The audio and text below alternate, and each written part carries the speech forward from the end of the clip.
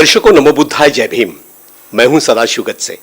दर्शकों, जैसा कि आप जानते हैं, लॉर्ड बुद्धा टीवी के माध्यम से हम खास बात इस प्रोग्राम में किसी एक मेहमान को आमंत्रित करते हैं और उनके जीवन और कार्य के बारे में जानते हैं और वही जानकारी लॉर्ड बुद्धा टीवी के माध्यम से आप तक हम पहुंचाने का प्रयास करते हैं।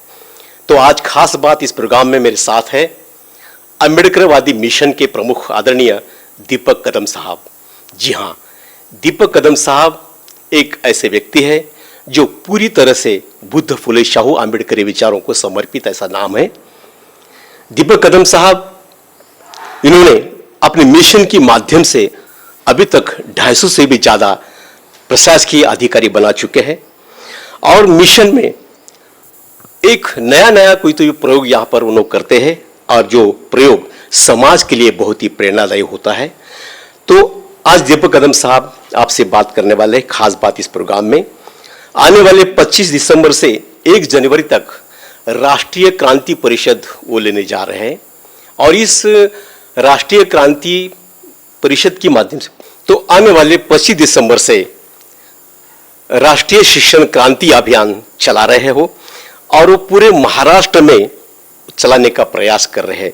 मकसद यही है कि बुद्ध फुले शाहू आम्बेडकर की जो विचार है शिक्षण के माध्यम से समाज में रुझाया जाए, ऐसा उनका प्रयास है।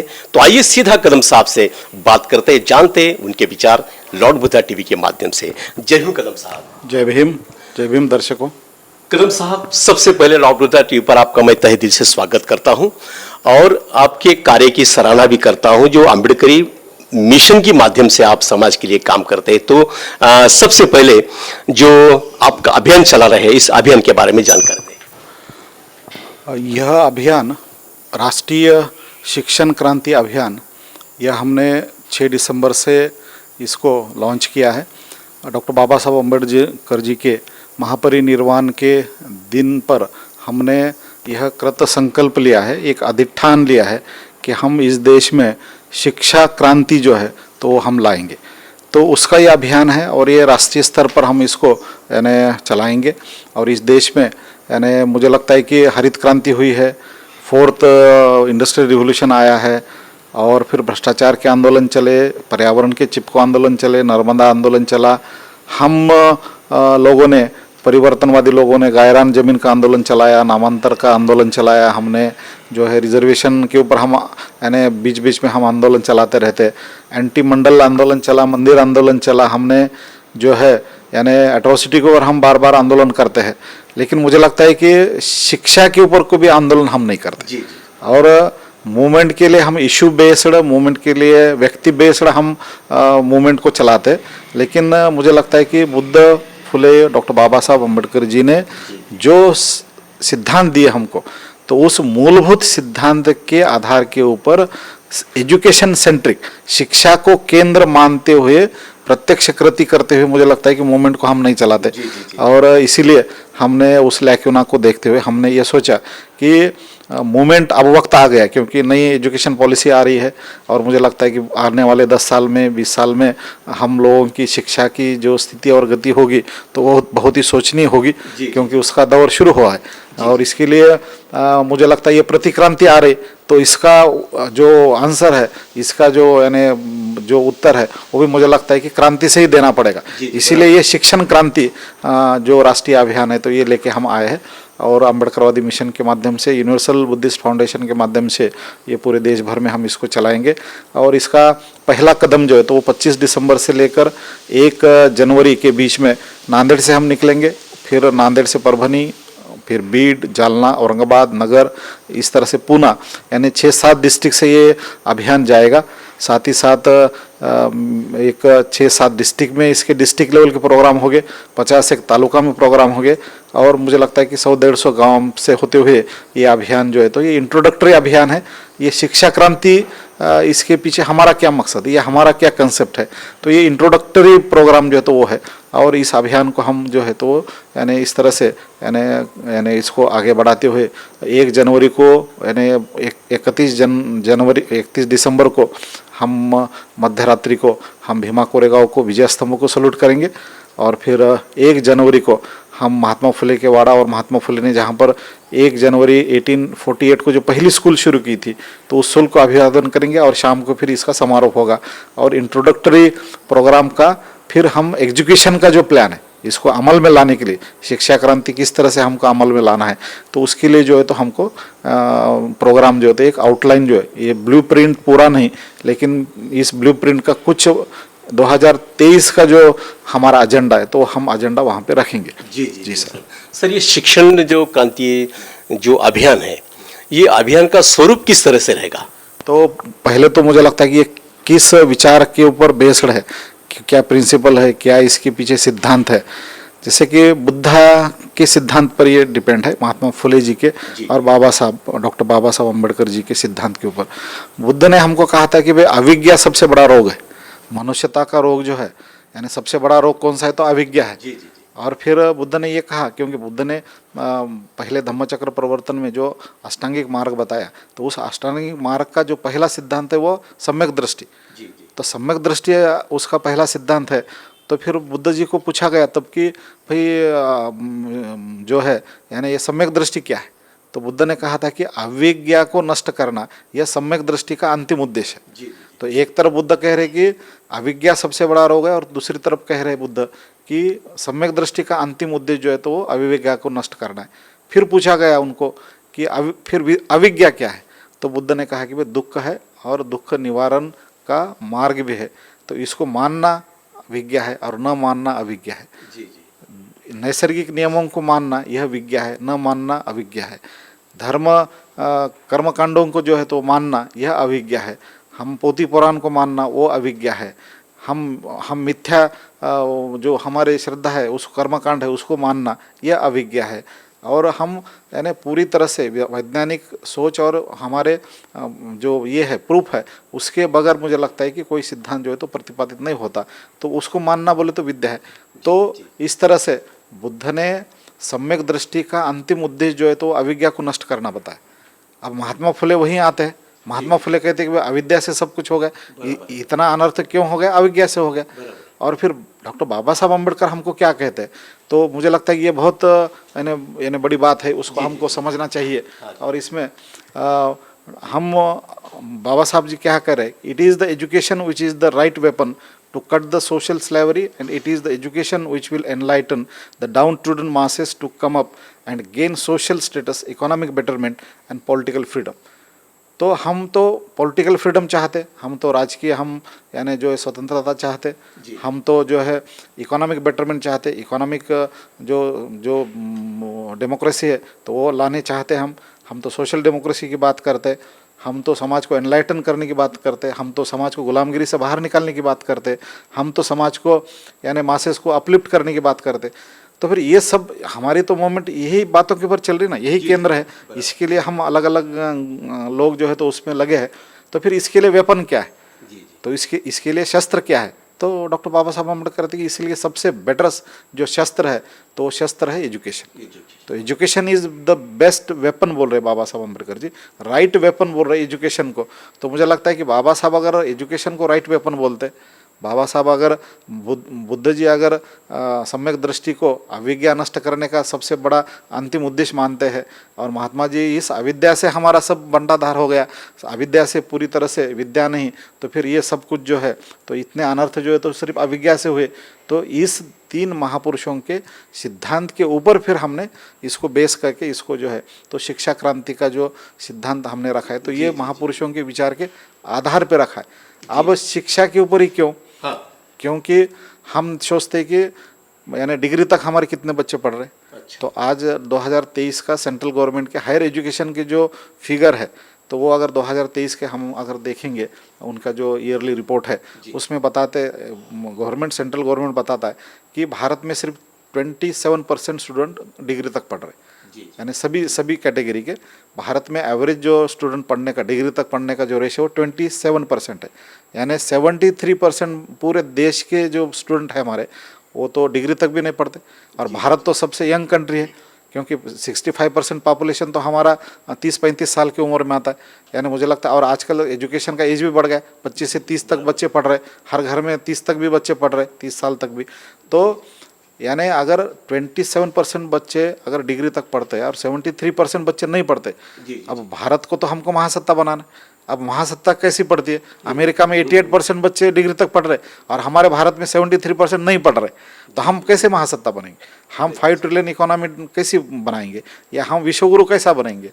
अगर जापान 70% पढ़ता है, अगर इंग्लैंड में अगर 60% बच्चे पढ़ते, इवन चाइना में इतना बड़ा देश होने के बावजूद, इतनी लोक संख्या होने के बावजूद 50% वहाँ के बच्चे डिग्री तक पढ़ रहे, हमारे तो उससे आधे बच्चे पढ़ रहे। तो और उसमें भी एससी के बच्चे पूरे देश में सिर्फ 23% पढ़ रहे। अब फुले शाहू अंबेडकर जी, बुद्ध जी कह रहे कि भाई आप अविज्ञा से पूरा हमारा जो है, यानी अविज्ञा से हम पूरा पीछे है, अविज्ञा की वजह से है। तो इतना प्रबोधन होने के बाद भी अगर एससी कम्युनिटी में 77% बच्चे अगर नहीं पढ़ पाते हैं डिग्री तक, तो मुझे लगता है कि पहले हम गांव के बाहर रहते थे, आज हम शिक्षा के बाहर हैं। तो one and the same thing है। एसटी के सिर्फ 18% बच्चे पढ़ रहे, यानी 82% बच्चे नहीं पढ़ रहे।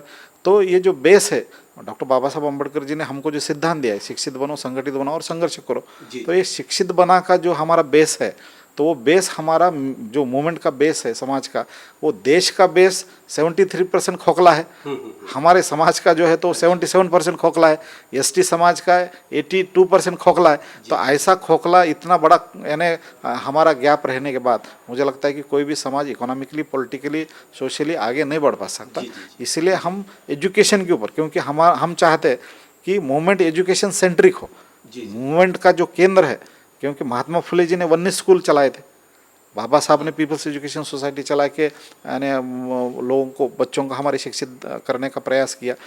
मराठवाड़ा में किया, बम्बई में किया उन्होंने, और यानी 37 सेंटर जो है तो बाबा साहब अम्बेडकर जी की पीपल्स एजुकेशन सोसाइटी के कर्नाटका से लेकर बाहर के राज्यों में भी है। तो इस तरह से शिक्षा को केंद्र बनाए। तो मुझे लगता है कि हमारे मूवमेंट का केंद्र शिक्षा हो, ना कि हमारे मूवमेंट का केंद्र जो है गायरान जमीन हो, ना तो हमारे यानी इशू बेस्ड तो हम लड़ना चाहिए, ठीक है, लेकिन जो फंडामेंटल मूवमेंट है, जिसको हम मूलभूत जो मूवमेंट बोलते हैं, जो मूलभूत हमारी जो भी यानी मूवमेंट है, तो मूलभूत मूवमेंट जो है, फंडामेंटल मूवमेंट हमारी एजुकेशन सेंट्रिक होनी चाहिए, हमारी एजुकेशन सेंट्रिक होनी चाहिए मूवमेंट। तो ये बात को आगे बढ़ाने के लिए एक इंट्रोडक्टरी प्रोग्राम जो तो वो हमने घोषित किया है, और 25 से लेकर 1 तारीख तक, 25 दिसंबर को हम नांदेड़ से निकलेंगे अम्बेडकरवादी मिशन से, और ये डिस्ट्रिक्ट से होते हुए हम यानी हर डिस्ट्रिक्ट से कैंपेनिंग करते करते पूना जाएंगे। पूना में इसका समारोह जो है तो वो होगा, महात्मा फुले जी की स्कूल का हम पहले अभिवादन करेंगे और फिर शाम को इसका जो है वो प्रबोधनात्मक प्रोग्राम होगा। इसके लिए एक 25 साल का ब्लूप्रिंट बनाया है जी सर। इसके लिए एक लंबा 25 साल, क्योंकि आने वाले 25 साल में हमको इस देश में शिक्षा क्रांति लानी है। अच्छा। और इसके लिए एक लंबा, और इसके लिए हमने क्या प्रोग्राम रखा है फिर, तो हम कहते हैं कि भाई हम जो स्टूडेंट है हमारे, तो स्टूडेंट्स के लिए, क्योंकि हमारे स्टूडेंट्स 77% स्टूडेंट नहीं पढ़ रहे, तो हमने 2023 का जो साल है, उस साल को हमने मिनिमम डिग्री लिटरेसी के लिए घोषित किया। अच्छा। कि समाज में कैंपेनिंग हो कि हमारे बच्चे, हमारे स्टूडेंट किमान कम से कम डिग्री तक तो पढ़े।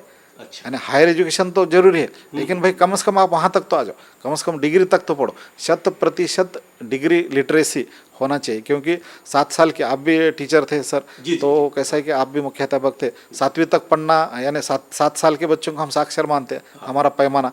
तो मुझे लगता है अभी लिटरेसी गिनने का पैमाना हमारा डिग्री लिटरेसी हो, ऐसा हम सरकार के लिए भी ऐलान कर रहे हैं और समाज के लिए भी कर रहे हैं हम, कि भाई हम कम से कम डिग्री लिटरेसी तक जो है तो वो पढ़े। तो ये स्टूडेंट्स के लिए, साथ साथ जो है हमारे स्टूडेंट्स, हम यानी हायर एजुकेशन में यानी वर्ल्ड दिशा जो है, जागतिक दिशा जो है एजुकेशन की, उस दिशा से प्रेरित होकर उस दिशा से जाए, ना कि लोकल ट्रेंड फॉलो करें। जागतिक एजुकेशन दिशा ले हम, ऐसा प्रयास जो है तो वो हम यानी इस माध्यम से हम करेंगे। मुझे लगता है कुछ फैमिली के लिए भी हमको गाइडलाइन देना पड़ेगा। अच्छा। जैसे कि भाई हर घर में पाली लिटरेसी, यानी हम चाहते हैं कि माँ बाप पाली पढ़े और घर में संस्कारित करे बच्चों को, और हर बच्चा 10वीं तक हमारा जो है तो वो एक फॉरेन लैंग्वेज सीखे, क्योंकि हम चाहते हैं कि हम गवर्नमेंट को भी ये कह रहे हैं कि आप स्कूल में 10वीं तक एक फॉरेन लैंग्वेज इंट्रोड्यूस कीजिए। क्योंकि ये बहुत ज़रूरी है, क्योंकि फॉरेन लैंग्वेज से सीख के हमारे स्टूडेंट्स हम विदेश में भेज सकते हैं। और जो पॉपुलेशन है, लोक संख्या, ये समस्या नहीं है, क्योंकि उसको अगर ह्यूमन को हम अगर ट्रेन करेंगे, उसको एजुकेट करेंगे और पूरे विदेश में हम भेजेंगे तो वो इकोनॉमी क्रिएट कर सकते हैं। चाइना कर रहा है, हाँ, बाकी जो बड़े कंट्रीज़ है वो कर रहे हैं, तो मुझे लगता है वो चांस हमारे सामने भी है। लेकिन हमारी सरकार अगर हमारे स्टूडेंट्स को अविज्ञा में रह के उनको यहीं डम करना चाहती है, तो मुझे लगता है उसको हमको प्रेरित करना ये बहुत ज़रूरी है। और एक नैरेटिव सेट होता है, मूवमेंट का मकसद क्या होता है कि एक दिशा सेट करना, एक समाज के लिए एक दिशा देना।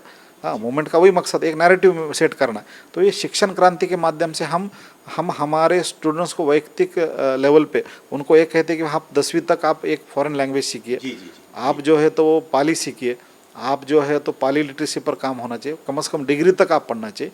ये हमारा इंडिविजुअल मकसद है। हमारे जो फैमिलीज़ है तो फैमिली के लिए कुछ प्रोग्राम हम देने जा रहे हैं। हाँ, साथ ही साथ समाज है तो समाज के लिए भी एक प्रोग्राम जो है तो साथ साथ दे देंगे। और सरकार के लिए कि सरकार ने भी एजुकेशन क्रांति इस देश में हो, इसके लिए क्या क्या कदम उठाने चाहिए, तो उनको भी पॉलिसी मैटर के ऊपर हम कुछ बातें उनके सामने रखेंगे। और वो बातें उनसे करवा के लेने के लिए मुझे लगता है कि जन आंदोलन भी खड़ा करेंगे और उसके माध्यम से हम सरकार को ये यानी प्रतिबद्धता उनकी यानी उसके बारे में उसको अमल में लाने के लिए तो उनको जो है तो हम मजबूर करेंगे कि वो ये बातें अमल में लाए। तो सरकार के लिए भी हमारे सामने एजेंडा है, हमारे लिए समाज के सामने एक एजेंडा है, हमारे लिए फैमिली के सामने एजेंडा है और हमारे लिए वैयक्तिक स्टूडेंट्स के लिए भी इस शिक्षा क्रांति के माध्यम से एजेंडा है। अब वो एजेंडा क्या है, तो 2023 में हम पहला काम ये करने जा रहे हैं कि हम डिस्ट्रिक्ट लेवल पे हम एजुकेशन कॉन्फ्रेंस का आयोजन करने वाले। क्योंकि अप्रैल से, क्योंकि अप्रैल में समर वैकेशन होता है और स्टूडेंट्स यानी बाकी लोगों को छुट्टियां मिलते हैं स्टूडेंट्स को, तो हम सोच रहे हैं कि अप्रैल मई में हम महाराष्ट्र में कुछ गिने चुने डिस्ट्रिक्ट में डिस्ट्रिक्ट लेवल की डिस्ट्रिक्ट एजुकेशन कॉन्फ्रेंस हो और तालुका लेवल पे यानी कॉन्फ्रेंस हो और गांव में देहात में हम अम्बेडकरवादी मिशन की शिक्षा समिति गठन करने वाले और हर जाति विशेष के धर्म के लोगों को लेके हम उस पर एक ही इशू हमारा है कि भाई आप किस बच्चों की शिक्षा की क्या समस्या है वो बताओ, क्योंकि वो बहुत ज़रूरी। और फिर इस तरह से गांव लेवल से तालुका लेवल से डिस्ट्रिक्ट लेवल तक जो है तो ये कॉन्फ्रेंस लेके वहाँ पर हम वो डिस्ट्रिक्ट का स्पेसिफिक सोशल एजुकेशन ऑडिट करने वाले। तो ये सोशल एजुकेशन ऑडिट जो है तो वो होगा। उसके बाद फिर हर जाति विशेष का शिक्षा के बारे में, हायर शिक्षा के बारे में, यूपीसी एमपीसी आईआईटी और बाकी जो आईआईएम है, बाकी है विदेशी शिक्षा है, इसमें बच्चे कितने जाते तो इसके बारे में भी ऑडिट होगा। और हम चाहते हैं कि गरीब बच्चों को मदद के लिए हर डिस्ट्रिक्ट में एक सोशल एजुकेशन फंड हो, क्योंकि हम हमारे बर्थडे पे, हम हमारे शादियों में, हम हमारे त्योहारों में इतना खर्चा करते हैं तो यहाँ पर कोई यानी हमको कोई मनुवादी कोई पैसा तो हमारे समाज को आगे बढ़ने के लिए नहीं देने वाले, इकोनॉमिक मदद तो नहीं करने वाले बच्चों को। तो मुझे लगता है कि हम यानी हमारे समाज से पैसा जो है तो इकट्ठा करके कुछ गरीब बच्चों को, और जो बच्चे ऐसे वर्ग से आते हैं कि जहाँ यानी उदाहरण खड़ा करने के लिए हमको मुझे लगता है कि बच्चों को आगे बढ़ाना जरूरी, तो ऐसे गरीब बच्चों को, तबके के लोगों को, वंचित लोगों को हमको मुझे लगता है कि आगे बढ़ाने के लिए कुछ लोगों को आर्थिक मदद भी करना पड़ेगा। उसके लिए ये डिस्ट्रिक्ट लेवल पे एक सोशल एजुकेशन फंड भी क्रिएट हम करना चाह रहे हैं पूरे महाराष्ट्र में। और इस तरह से यानी इसको हम यानी एक क्योंकि 25 साल का ब्लूप्रिंट है, लेकिन उसको पूरी तरह से सामने न रखते हुए, क्योंकि कोई बातें सामने रखी उसकी प्रतिक्रांति शुरू हो जाती, तो प्रतिक्रांति न हो, तो प्रतिक्रांति न हो इसीलिए हम चाहते कि एक स्टेप बाय स्टेप जो है तो वो प्रोग्राम हम देंगे, रणनीति हम बताएंगे किस तरह से हम शिक्षा क्रांति की तरफ बढ़ने वाले और इसको अमल में लाने की जो कोशिश है तो वो करेंगे। और ये क्योंकि शिक्षा इसीलिए कि जिस तरह से डॉक्टर बाबा साहब अम्बेडकर कहते कि कल्टीवेशन ऑफ माइंड जो है तो यानी हमारा अंतिम उद्देश्य है, हमारे इसका एग्जिस्टेंस का क्या अंतिम उद्देश्य है, तो कल्टीवेशन ऑफ माइंड है। तो कल्टीवेशन इस देश में शिक्षा का किस तरह से होता है, तो सर आप भी यानी जैसे मुख्याध्यापक थे तो भारत में 5 टाइप के बोर्ड है। स्टेट बोर्ड है, हमारे गरीब बच्चे स्टेट बोर्ड में पढ़ते हैं जिला परिषद में, फिर उसके बाद सीबीएसई बोर्ड आता है, फिर एनसीईआरटी बोर्ड आता है, फिर आईसीआईसी बोर्ड है, फिर ऑक्सफोर्ड बोर्ड है। तो भारत में 5 टाइप के बोर्ड है। तो 10वीं तक समझ लिए कि मैक्सिमम बच्चे स्टेट बोर्ड में पढ़ रहे और कुछ चुनिंदा बच्चे जो है तो ऑक्सफोर्ड बोर्ड में पढ़ रहे, कुछ आईसीआईसी बोर्ड में पढ़ रहे। तो 10वीं तक उनका ग्रूमिंग और ये बच्चों का ग्रूमिंग जो है या कल्टीवेशन ऑफ माइंड हमारे बच्चों का और उनके बच्चों में बहुत अंतर है। तो ये बच्चे वर्ल्ड लेवल पे जब फाइट करने की बात आती है तो मुझे लगता है कि हमारे बच्चों को वो कल्टीवेशन नहीं मिल रहा है। तो वो कल्टीवेशन का गैप किस तरह से फिलअप किया जाए, तो इसके लिए भी मुझे लगता है कि सरकार ने भी कुछ काम करना चाहिए, और मुझे लगता है कि हम समाज ने भी करना चाहिए, और वैयक्तिक लेवल पे भी फैमिली ने करना चाहिए और समाज लेवल पे भी हमने करना चाहिए। सर अभी अभी यहाँ पे पाली भाषा का यहाँ पे जिक्र हुआ है जी सर। जी जी तो पाली भाषा तो बुद्ध के जमाने में बोली भाषा थी जी सर। जी। तो पाली भाषा संवर्धन के लिए आपकी अम्बेडकरवादी मिशन के माध्यम से क्या प्रयास है? सर, क्योंकि एक बात हम यानी पाली तो जन जन जन की भाषा थी, जी जी तो ब्राह्मणवादियों का षड्यंत्र देखिए कि वो भाषा को ही इस पृथ्वी से हटा दिया है उन्होंने। जी, जी। तो इतना बड़ा षड्यंत्र क्यों किया? क्योंकि बुद्ध का पूरा तत्वज्ञान पाली में था, जी जी और ये पाली खत्म हुई तो वो तत्वज्ञान खत्म करने के फराक में थे वो।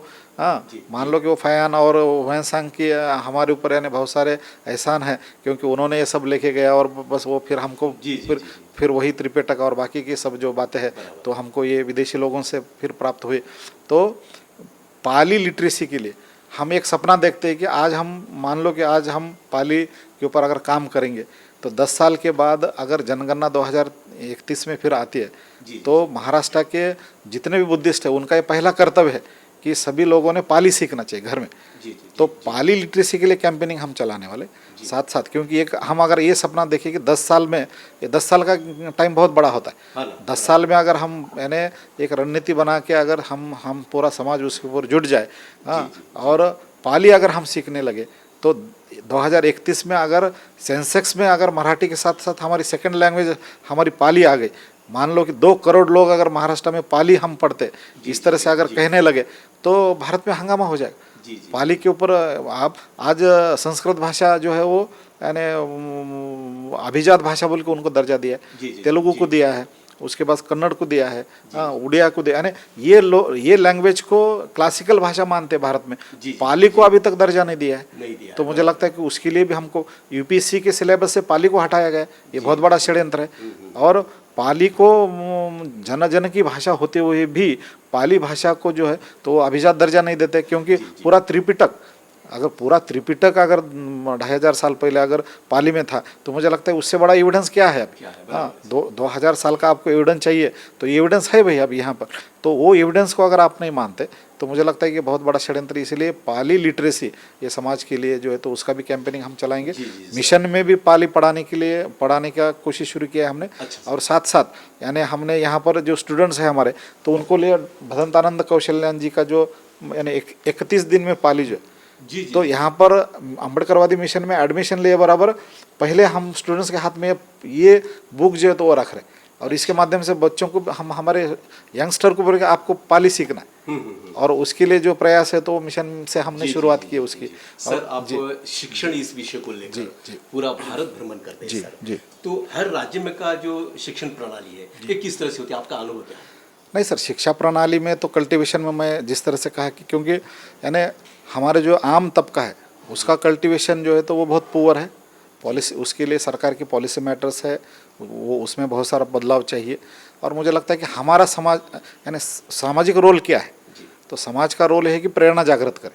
मूवमेंट का क्या रोल है कि मूवमेंट का रोल जो है तो प्रेरणा जागृत करे, क्योंकि अगर आपको मैं ये क्वेश्चन पूछूंगा आप कैसा पढ़े तो आप सीधा महात्मा फुले जी की वजह से पढ़ा ऐसा बोलेंगे। आप बोलेंगे भाई हम किसी आईएएस से पूछेंगे हम या किसी डॉक्टर से पूछेंगे भाई आप किस तरह से पढ़े तो बाबा साहब जी की वजह से पढ़े ऐसा हम कहते हैं। तो मुझे लगता है कि कोई टीचर का नाम नहीं लेता, कोई स्कूल का नाम नहीं लेता। हाँ, तो आदमी क्या करता है कि यानी जो भी पढ़े लिखे वो बोलते हैं महात्मा फुले जी की वजह से पढ़े, हम सावित्री माई की वजह से पढ़े, हम जो है तो डॉक्टर बाबा साहब अम्बेडकर जी की वजह से पढ़े, हम शाहू महाराज के आरक्षण की वजह से पढ़े। तो इस तरह से हम ये महापुरुषों की प्रेरणा से हम पढ़ते, और साधन नहीं होते हुए भी जो हमारी पिछली पीढ़ी है, जो आपकी पीढ़ी है, हमारी पीढ़ी, तो साधन कम थे लेकिन प्रेरणा ज़्यादा थी। तो मुझे लगता है कि अब साधन थोड़े बहुत आ रहे, या साधनहीन बहुत सारे समाज आज भी साधनहीन है, लेकिन मुझे लगता है कि वो प्रेरणा कहाँ कम हो रही। तो मिशन का उद्देश्य जो है तो वो ये है कि पूरे भारत में हर स्टेट में हर यानी फैमिली में फुले शाह अम्बेडकर जी की प्रेरणा को फिर जागृत किया जाए, और प्रेरणा से जो है तो मुझे लगता है कि साधनों को हम मात दे सकते, क्योंकि मुझे लगता है कि प्रेरणा एक ऐसी चीज़ है कि आप साधन विहीन होने के बावजूद भी हम शिक्षा के जो दीवार है तो वो तोड़ के हम यानी उच्च शिक्षित बन सकते हैं। तो मिशन का प्रयास ये है। और हम जो भी हमारे समाज में जो भी यानी जितने भी हम यानी जितने भी साधन हैं, जो मिनिमम साधन है, मुझे लगता है कि वो मिनिमम साधन एक ऐसे रणनीति के ऊपर हम खर्चा किए, ऐसे रणनीति के ऊपर डाले कि वहाँ से समाज को कुछ आउटपुट मिले। यानी हम जो जो भी इवेंट के ऊपर खर्चा कर रहे हैं, क्योंकि मैं हमेशा कहता हूँ कि अम्बेडकरवादी जो मूवमेंट है हमारी, तो इवेंट बेस्ड हो गई। हम बड़े बड़े जुलूस निकाल रहे हैं, हम बड़े बड़े इवेंट कर रहे हैं, तो इवेंट को हम मूवमेंट मान रहे हैं। तो मुझे लगता है कि फंडामेंटल मूवमेंट एक अलग चीज़ है। तो ये जो इवेंट पे होने वाला जो खर्चा है, मान लो कि जयंती है और हम 2 लाख का डीजे लगाते, तो मुझे लगता है वो 2 लाख अगर हम शिक्षा में खर्चा करें, गरीब बच्चों को हम अगर शिक्षा में मदद करें, तो वो जो है तो वो वैल्यूबल है। क्योंकि फुले जी ने जो है तो वो इवेंट नहीं किया, वो 19 स्कूल चलाने की कोशिश, एक बंद करेगा दूसरा शुरू किया, वो बंद किया तो तीसरा शुरू किया, तो 19 स्कूल चलाने की कोशिश की। और ये ओरिजिनल यानी उनके पास साधन कम थे, लेकिन उनका पूरा फोकस मूवमेंट के ऊपर था। हमारा मूवमेंट का उद्देश्य जो है तो वो ख़त्म हुआ है, पूरा हमारा फोकस अब इवेंट के ऊपर है। तो मुझे लगता है कि बड़े बड़े प्रोसेशन, बड़े बड़े सम्मेलन, बड़े बड़े उसके ऊपर जो कि बड़े बड़े खर्चे जो है, तो वो मुझे लगता है कि शिक्षा के ऊपर अगर हम यानी ये करेंगे, डाइवर्ट करेंगे, हाँ, तो और ये ड्रिप इरिगेशन जैसा होता है, उस तरह से अगर एजुकेशन में हम ड्रिपिंग करेंगे उसको, हाँ, तो मुझे लगता है कि इसको हम यानी अच्छी तरह से समाज को शिक्षित बनाने में, इसको सींचने के लिए और समाज को शिक्षित हरा भरा बनाने के लिए डेफिनेटली हम काम कर सकते हैं। और कुछ नए कंसेप्ट भी हम दे रहे हैं, क्योंकि हम कह रहे हैं कि भाई साक्षरता जो है वो डिग्री लेवल पर हो।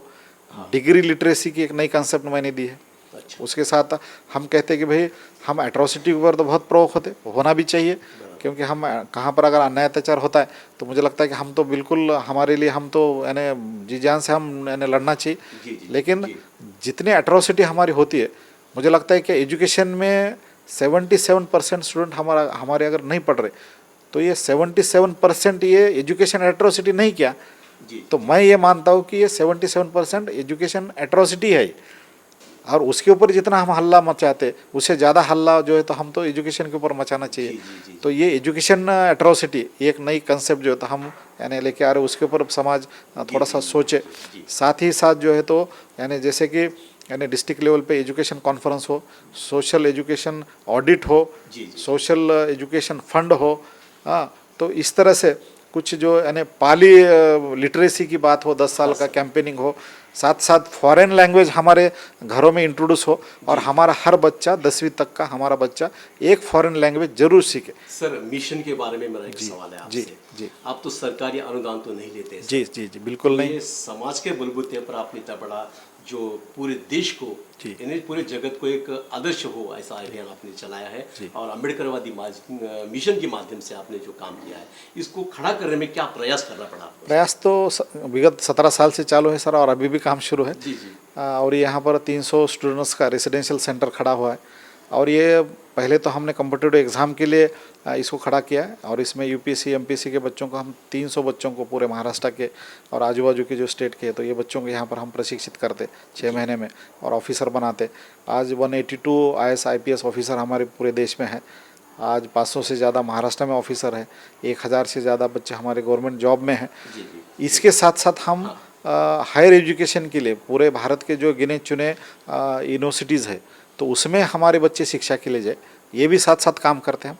साथ साथ विदेश में जो स्टूडेंट्स है तो वो किस तरह से जाए हमारे, उसके लिए भी हम मदद करते, मार्गदर्शन करते। और ये जो आपने कहा कि भाई हम गवर्नमेंट की मदद से नहीं, ये मूवमेंट बोल के हम इसको खड़ा किए, इसको जो है तो यानी, और यानी जो यानी एक बड़ा अजीब स्टेटमेंट महाराष्ट्र के एक मंत्री ने दिया था बीच में, हाँ, तो मुझे लगता है कि उनको मैं कहना चाहता हूँ कि अम्बेडकरवादी मिशन को आप विजिट कीजिए और ये समाज की क्या ताकत है वो देखिए। तो आपके गवर्नमेंट के निधि के हमको यानी गवर्नमेंट की निधि को आप अच्छी तरह से आप ही इस्तेमाल कीजिए, ठीक है, क्योंकि मुझे लगता है कि उसके लिए आप को कुछ सीखना चाहिए, और वो सीखना है तो मिशन में आके सीखो आप। क्योंकि हम यानी यहाँ गवर्नमेंट का 1 रुपया न लेते हुए समाज के बलबूते पर यहाँ पर जो यहाँ मिशन खड़ा किया है, और एक आदर्शवत संस्था जो तो हम चला रहे, तो मुझे लगता है कि समाज का अगर कल्याणकारी काम करना है, अगर मान लो ये बहुजन हिताय बहुजन सुखाय अगर आपका काम है, तो समाज से यानी मदद की कमी नहीं है।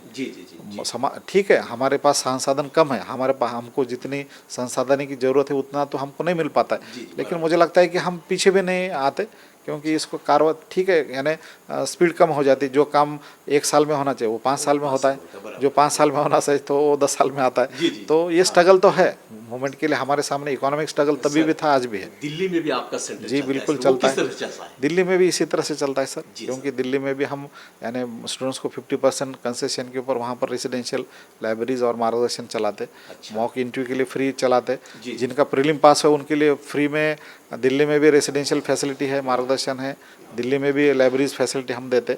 अभी कोरोना में बीच में हमारा ये सेंटर कुछ कारणों से बंद हुआ था, उसको भी फिर से हम शुरू करने जा रहे हैं नज़दीक के, यानी जल्दी हम उसको शुरू करेंगे। और साथ साथ नांदेड़ में तो ये चल ही रहा है, और साथ साथ यानी हम नर्सरी से लेकर यानी आईएएस तक, क्योंकि हम जनवरी से हम नर्सरी में भी हम कदम रखने वाले, और यूनिवर्सल बुद्धिस्ट फाउंडेशन के माध्यम से हम जो है तो नर्सरी से लेकर यानी आईएएस तक बच्चों को किस तरह से ग्रूम किया जाए, तो उसके लिए भी हम प्रयास करेंगे। और साथ साथ यूनिवर्सल बुद्धिस्ट फाउंडेशन के माध्यम से मैं पूरे देश में जितने भी हमारे यूनिवर्सिटीज़ है, जितने भी बुद्धिस्ट प्राचीन जो भी केंद्र है, तो उनको स्टडी दौरा जो तो मैं कर रहा हूँ। क्योंकि बीच में मैं शिरपुर गया था, जैसे कि छत्तीसगढ़ में, बीच में मैं नालंदा गया था, यानी हमारे जितने भी यूनिवर्सिटीज़ बुद्ध काल से थे और जितने भी जो सेंटर्स हमारे थे एंशिएंट सेंटर्स, तो वहाँ पर एक अभ्यास जो स्टडी टूर जो है तो मैं यानी पर्सनली वहाँ जाके यानी उसकी स्टडी करके, तो उसके ऊपर फिर हम देश में यूनिवर्सल बुद्धिस्ट फाउंडेशन के माध्यम से किस तरह से बुद्धिज़्म के बारे में काम किया जाए, तो उसका भी एक एजेंडा हम सामने लेके यानी ज़रूर आएंगे। लेकिन फ़िलहाल हमारा फोकस जो है तो वो शिक्षा क्रांति के ऊपर है, और शिक्षा क्रांति को साथ साथ लेते हुए ऑफिसर बनाना और बाकी ये तो चलता ही रहेगा हमारा। तो मुझे लगता है कि अम्बेडकरवादी मिशन 20 साल के प्रयास से यहाँ पर एक प्लेटफॉर्म तैयार हुआ है, और ये प्लेटफॉर्म के माध्यम से यहाँ पर तो ऑफिसर बनेंगे वो, और उसका प्रयास तो यानी इस काम के लिए कोई कोताही नहीं है, या इस काम से हमारा ध्यान हटने वाला नहीं। इसको तो हम प्रायोरिटी से करेंगे, ऑफिसर बनाना, अम्बेडकरवादी ऑफिसर, क्योंकि वो मेरे लिए टूल है, क्योंकि हमारे लिए कोई अंतिम उद्देश्य नहीं हो। यानी ऑफिसर बन गया तो काम हो गया।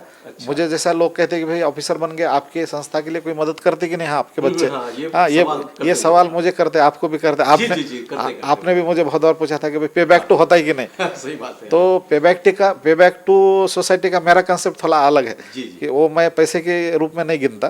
क्योंकि मान लो कि कोई बच्चे, और यहाँ का हर स्टूडेंट, उनका पहली तनख्वाह जो है वो माँ बाप को नहीं देता है, वो मिशन को देता है। ठीक है, तो ये जो है हमारा अनुभव है। तो इस अनुभव को देखते हुए अगर स्टूडेंट्स हमारे अगर पूरी तनख्वाह देते हैं या 5-10 हज़ार डोनेशन देते हैं, तो मुझे लगता है ये पे बैक टू सोसाइटी नहीं है। यानी इतना मकसद छोटा नहीं है। हम अब जितने भी ऑफिसर हमारे बने हैं, तो हम अब उन लोगों को कह रहे हैं कि आप क्या करो, आपके माध्यम से शिक्षा क्रांति लाने के लिए आप प्रयास करो। और शिक्षा क्रांति ये न्यूट्रल काम है, देश का काम है, राष्ट्रीय काम है। हाँ, इसलिए सब धर्म की बात है। सर, मेरा दूसरा एक सवाल आपसे है कि 2006 में आप तहसीलदार पद पर विराजमान हुए थे सर, बराबर है? जी। तो एक ऐश आराम की जिंदगी आप जीते थे जी। तो ये शिक्षा को झोंक देने का जो आपका जो काम है, ये दिल में कैसा आया? वो तो सर कैसा है, बचपन से दिमाग में था वो, और मैंने ग्रूमिंग मूवमेंट की दिशा में होती थी जी। और फिर 12वीं में ऐसे ही मैंने सोचा कि चलो यानी बाबा साहब जी को पढ़ते हुए कि भाई हम भी मूवमेंट में पूरी तरह से, जैसे कि पे बैक टू सोसाइटी क्या है, तो जैसा कि मैं आज कहता हूँ कि ऑफिसर हमारे लोगों ने शिक्षा क्रांति में योगदान देना चाहिए, तो मुझे भी लगा कि भाई ये मूवमेंट के योगदान क्या देना चाहिए, तो पूरा जीवन अर्पण करना चाहिए। ठीक है, तो और कुछ बन के करना चाहिए। तो इसलिए पहले प्रयास हमने किया कि तहसीलदार यानी कुछ बने, तो छोटा मोटा पद मिल गया हमको, बहुत बड़ा नहीं, तहसीलदारशिप मिली थी, तो उसको छोड़ के फिर पूरी तरह से, क्योंकि वहाँ पर मैं कार्यरत रहता तो आज शायद मैं मेरी 21 साल की उसमें मेरी नौकरी रहती, तो लेकिन मुझे वक्त नहीं मिल पाता काम करने के लिए। जॉब की भी अपनी मर्यादा होती हैं, तो उस मर्यादा को देखते हुए फिर मैंने पूरी तरह से फुल टाइम जो है तो उसके लिए यानी काम करने के लिए जो है तो वो आ गया है। और हमारी पूरी फैमिली ने जो है, हाँ सर, क्योंकि हमारे पिताजी अभी 82 साल के हैं, उनके जन्मदिन के अवसर पर जो है उन्होंने उनकी पूरी जो प्रॉपर्टी है, जो पुश्तैनी प्रॉपर्टी है उनकी, तो उनका जो खेत है, उनके जो 3 घर थे, तो वो पूरी तरह से समाज को दिए। और वहाँ पर भी एक विहार, एक छोटी सी अभ्यासिका और विपश्यना कहाँ केंद्र पर है सर ये? ये कंधार में फुले नगर में है। जी, जी, और ये बड़े यानी गांव के अंदर ही वो खेती है, बड़े प्राइम लोकेशन पे है। तो आज उनकी वैल्यू करोड़ों रुपए है, लेकिन उन्होंने वो पूरी तरह से समाज के लिए दान दी है।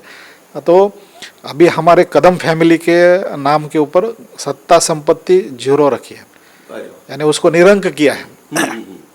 यानी हमारे पिताजी के प्रॉपर्टी जीरो कर दी हमने। अच्छा, उनका जो 3 घर है वो बेच के हम उस खेती में यानी कदम फैमिली की तरफ से वो विहार बना है। समाज को समर्पित वो किया पूरी तरह से समर्पित किया है।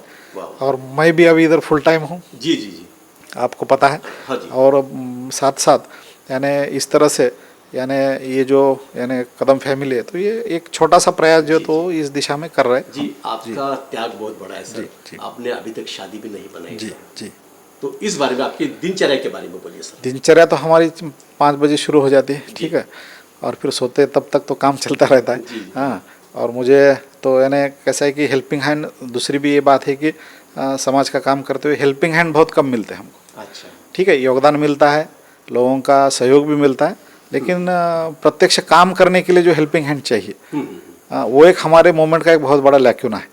जी मुझे लगता है कि एक आधा आदमी काम कर रहा है तो वही एक ही आदमी करता है। मान लो कि अभी बुद्ध चैनल है, जी। मुझे लगता है कि मोहन साहब काम करते हैं, तो मोहन साहब के लिए हेल्पिंग हैंड बहुत कम होंगे। मैं तो यहाँ से दावे के साथ कहता हूँ सही कि बात, सही हेल्पिंग हैंड होंगे ही नहीं, ठीक है। अगर आप काम कर रहे हैं यहाँ बुद्ध चैनल, आपके लिए आप ही हेल्पिंग हैंड है, जी, जी, जी, आपके लिए कोई हेल्पिंग हैंड नहीं है, ठीक है। तो ये न रहते हुए फिर खुद के ऊपर लोड आता है। जी जी जी, तो सही बात। आपके कार्य दिन बढ़ता है, आपके काम के आवर्स बढ़ते हैं। जी। तो वो तो है, क्योंकि यानी मुझे लगता है कि इसीलिए हम कहते हैं कि भाई आप यानी योगदान तो ठीक है देते हैं, लेकिन प्रत्यक्ष काम करने के लिए भी उतने डिवोटेड लोग हेल्पिंग हैंड में भी चाहिए। जी जी जी तो ये काम बढ़ सकता है और काम को क्वालिटी से भी कर सकते हैं हम। जी जी जी तो सर, अम्बेडकरवादी मिशन में जो बच्चों का चयन होता है, जी, तो ये किस तरह से होता है? ये 2 एंट्रेंस लेते हैं हम। जी। एक 26 जून को हम एक एंट्रेंस लेते हैं और 25 दिसंबर को एक। तो 6 महीने की बैच रहती है सर। ये 1 जनवरी से लेकर जून तक एक बैच, जून से लेकर अगले दिसंबर तक एक बैच। अच्छा। और ये 6 महीने की बैच इसीलिए कि हम 300 पहले बच्चे जो गरीब खेतीहर मजदूर है उनके लेते हैं जी जी और फिर बाद में जो तबका आता है वो तबके के, और सभी जाति प्रवर्ग के बच्चों को हम यहाँ एडमिशन देते हैं। जी जी ऐसा कोई क्राइटेरिया, क्योंकि अम्बेडकरवादी या राष्ट्रवाद है, बाबा साहब के विचार है, राष्ट्रवादी विचार है, इसलिए इस देश के सभी जाति धर्म के सभी बच्चों को, सभी स्टूडेंट्स को हम यहाँ प्रवेश देते। जी। और यहाँ पर ये एंट्रेंस के माध्यम से जो प्रवेश आता है, तो उसमें हम 6 महीने ये देखते हैं कि कौन सा गरीब बच्चा जो है तो वो यानी टैलेंटेड है, जी जी तो उस बच्चों को हम खुद अडॉप्ट करके उसको दिल्ली के लिए हम भेजते, यूपीसी की तैयारी के लिए, और एमपीसी के लिए यहाँ पर अडॉप्ट करते। तो यहाँ पर हर बैच में हम 100 बच्चों को यहाँ फ्री एडमिशन देते। जी जी और जो प्रीलिम पास होता है, तो प्रीलिम पास होने वाले एमपीसी यूपीसी के बच्चों को हम यानी पूरी तरह से फ्री फैसिलिटी जो है, तो पूरी तरह से फ्री फैसिलिटी देते सर, हैं। आने वाले 25 दिसंबर से जो शिक्षा क्रांति अभियान आपका चलने वाला है सर, जी। तो इस माध्यम से संदेश क्या देना चाहते हैं आप? संदेश यही देना चाहता हूँ मैं, क्योंकि शिक्षा क्रांति जो है तो वो आपको सम्यक दृष्टि की तरफ लेके जाएंगे। जी। क्योंकि सम्यक दृष्टि प्राप्त होते ही इस देश में शिक्षा क्रांति होगी, और शिक्षा क्रांति होते ही देश जो है वो महासत्ता बनेगा, इकोनॉमिक सुपर पावर बनेगा, विश्व शांति का दूत बनेगा, और स्वतंत्र, समता, बंधुत्व और न्याय और इकोनॉमिक डेमोक्रेसी और सोशल डेमोक्रेसी के लिए मुझे लगता है कि पूरे जगत के लिए एक आदर्शवत देश बनेगा। और डॉक्टर बाबा साहब अम्बेडकर जी का जो सपना था इस देश के लिए, तो वो सपना इस माध्यम से पूरा होगा। और हमारा समाज जो है, तो मुझे लगता है कि शिक्षा क्रांति यही हमको शासनकर्ता वर्ग बनाने के लिए जो है, तो ये यानी पहली शर्त है ये। तो इसीलिए हमको शिक्षा क्रांति में सभी लोगों ने इसमें सहभाग लेना चाहिए। तो यह मैं नम्र निवेदन आपके बुद्ध टीवी माध्यम से जो है तो मैं आप सभी दर्शकों से करता हूँ। और मैं यहाँ बुद्ध चैनल को भी मैं यहाँ पर शुभेच्छा देता हूँ और उनका धन्यवाद भी देता हूँ कि विगत 10 साल से वो हमारे साथ जुड़े हैं और हमको यानी हर इसमें हमारे हर मोमेंट में आप हमको यानी मोटिवेट करते हैं और हमको सहयोग करते हैं। तो उसके लिए मैं आपसे धन्यवाद देते हुए मैं यहाँ पर अपनी बात को विराम देता हूँ। तो दर्शकों, ये थे अम्बेडकरवादी मिशन के प्रमुख आदरणीय दीपक कदम साहब।